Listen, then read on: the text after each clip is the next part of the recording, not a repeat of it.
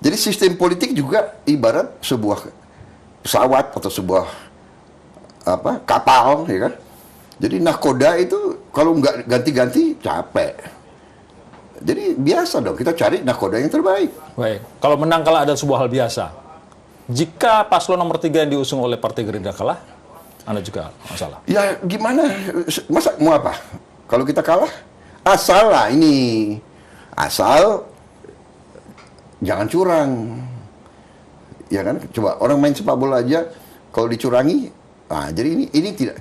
Demokrasi itu adalah sistem politik terbaik dibandingkan yang lain. Sistem kerajaan, ya kan? Bapaknya hebat, anaknya belum tentu. Sistem oligarki, ya kan? Masa hanya sekelompok keluarga saja yang menentukan kehidupan bangsa, ya kan? Sistem apa? Sistem ningrat, aristokrasi. Hanya golongan ningrat, ya, sama juga. Sistem apa? Sistem plutokrasi, yang kaya yang boleh mimpin. Ya, jadi ribuan tahun diketemukan demokrasi. Rakyatlah yang harus memilih pemimpin-pemimpinnya secara damai, secara dan secara adil, demokratis. Nah, sistem demokrasi yang paling bagus adalah satu orang satu suara, transparan. Ya jangan akal-akalan. Orang nggak berhak milih, ya kan milih. Orang sudah mati 15 tahun, tiba-tiba bisa milih. Kemudian daftar pemilihan ada 5 orang, namanya sama. Partai Gerindra perhatikan itu ya? Perhatikan.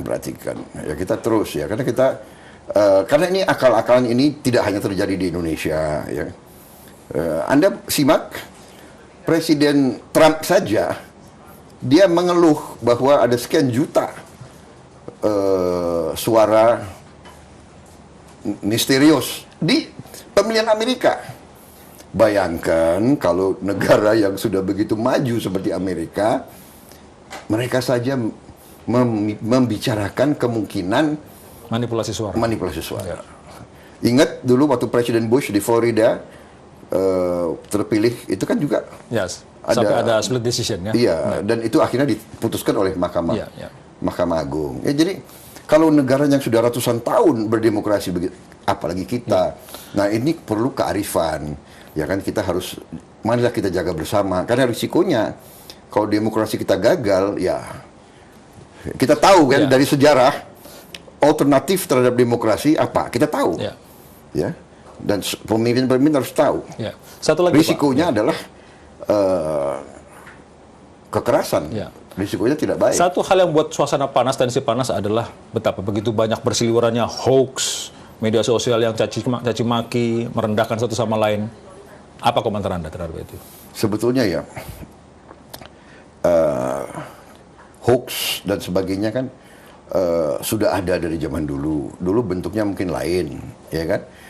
Sekarang teknologi risikonya itu. Ya, tapi rakyat juga harus kita didik ya untuk bisa menyaring, ya kan? Memang ini juga apa ya? Mengganggu. Menurut Anda sebaiknya diapain barang seperti ini? Ya, menurut saya pendidikan. Pendidikan publik, pendidikan para pemimpin, ya kan? Jadi ini memang mengganggu, ya. Kadang-kadang menjengkelkan. Saya sering juga, masa Prabowo ngomong seperti itu? Begitu saya buka, enggak juga, gitu loh. Ya kan? Macam-macam deh, mengadu domba saya sama banyak orang lain. Itu risiko. Ya kita harus makanya kita, tapi juga begini, dengan perkembangan teknologi informatika, sosmed menguntungkan kita juga sekarang. Ya kan, menguntungkan kita yang tidak punya TV, tidak punya koran. Kita dengan sosmed kita bisa bicara langsung ke rakyat. Iya kan? Itu sisi positifnya. Tapi jangan sampai kemudian masuk ke hoax dan sebagainya. Pak Prabowo, saya ingin perdalam soal bagaimana adu domba, bagaimana menyikapi kondisi publik yang perlu arahan dari seorang negarawan. Sesaat lagi, Kabar Toko bersama dengan Prabowo. Kami akan kembali.